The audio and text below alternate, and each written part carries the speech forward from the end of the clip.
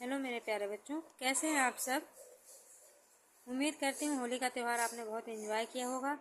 इस बार कुछ व्यस्तता के कारण बीच में वीडियो नहीं पढ़ पाया, लेकिन अब फिर से आपको कंटिन्यू क्लासेस मिलेंगी।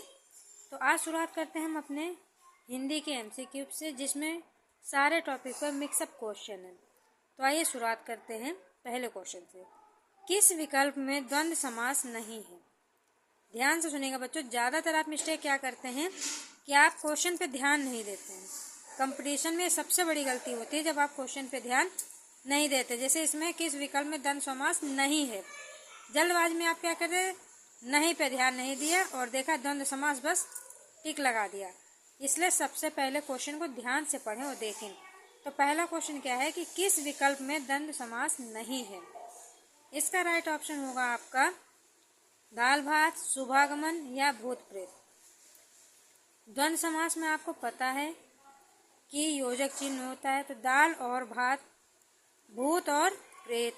लेकिन शुभ आगमन में जो है कोई भी योजक चिन्ह बीच में नहीं है और ना ही ये दूसरा क्या विपरीत है, विलोम है। तो इसका राइट आंसर आपका हो जाएगा द्वंद्व समास का जो है शुभ आगमन। उसका दूसरा क्वेश्चन है हमारा, लाजवाब शब्द में कौन सा समास है? तत्पुरुष, अव्ययी भाव समास या फिर कर्मधारय है? तो लाजवाब, लाइलाज, बेपरवाह, ये सब हमारे क्या होते हैं? अव्ययी शब्द होते हैं। कौन से शब्द होते हैं बच्चों? अव्ययी। इसलिए इसका राइट आंसर हो जाएगा हमारा अव्ययी भाव समास। तीसरा क्वेश्चन है हमारा, जो बात लोगों से सुनी गई हो के लिए एक शब्द है। जो बात लोगों से सुनी गई हो उसके लिए एक शब्द, सर्वप्रिय, अश्रुति या किंवदंती। तो बच्चों आपने अगर पढ़ा होगा तो आपको ध्यान होगा, लोगों से सुनी बात को हम लोग कहते हैं किंवदंती। जैसे कहते हैं कि प्राचीन समय में एक किंवदंती प्रसिद्ध है, तो किंवदंती का मतलब है लोगों के द्वारा कही गई बात।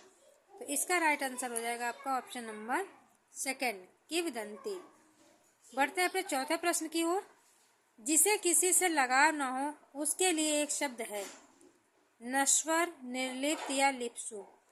नश्वर जो है वो अलग है, लिप्सु वो भी अलग शब्द है। जिसे किसी से लगाव ना हो वो होता है हमारा निर्लिप्त। क्या हो जाता है हमारा? निर्लिप्त। पांचवा क्वेश्चन है, जो धरती फोड़ कर जन्मता है उसके लिए एक शब्द।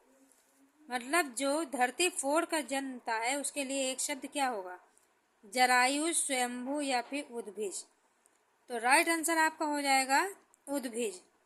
जो धरती फोड़ कर जन्मता है उसके लिए एक शब्द है उद्भिज। हमारा छठा क्वेश्चन है, वीर पुत्र को जन्म देने वाले, इसके लिए एक शब्द क्या होगा? वीरांगना, वीर प्रसू या फिर पुत्रवती। तो पुत्रवती तो बेटा किसी मतलब जो भी किसी भी पुत्र को जन्म देती है वो पुत्रवती कहलाती है, लेकिन वीर पुत्र को जन्म देने वाली को कहते हैं वीर प्रसू। राइट ऑप्शन हो जाएगा हमारा वीर प्रसू। हमारा सातवां क्वेश्चन है, अंश और अंश का अर्थ है। अंश और अंश का अर्थ है कंधा और भाग, अंश और हर, भाग और कंधा। तो इस अंश का जो मतलब होता है वो होता है कंधा और इस अंश का मतलब होता है हमारा भाग। तो राइट ऑप्शन हमारा हो जाएगा कंधा और भाग। उसका आठवां क्वेश्चन है हमारा, कौन सा शब्द स्त्रीलिंग है? अब सियार, परिषद या सहारा। सहारा दिया जाता है या दी जाती है? तो सहारा दिया जाता है। सियार होता है या होती है? सियार भी होता है, लेकिन जो परिषद होता है उसको हम लोग कहते हैं परिषद या सभा होती है। तो इसका राइट ऑप्शन हमारा क्या हो जाएगा? Option number second. शब्द हमारा कौन सा हो जाएगा? ऑप्शन नंबर सेकंड जो है वो हमारा स्त्रीलिंग हो जाएगा। बढ़ते हैं अपने नवे क्वेश्चन की ओर। विस्मय स्थायी भाव किस रस में होता है? जो स्थायी भाव विस्मय है वो हमारा किस रस में होता है? ऑप्शन है आपके शांत रस, अद्भुत रस या फिर विभत्स। तो इसका राइट आंसर होगा हमारा अद्भुत। विस्मय जो स्थायी भाव है वो हमारा अद्भुत रस में होता है।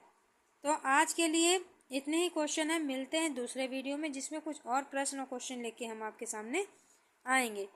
उम्मीद करते हैं कि आपको इन क्वेश्चन से कुछ ना कुछ सीखने को ज़रूर मिलेगा। मिलते हैं अपने दूसरे वीडियो में, तब तक के लिए नमस्कार।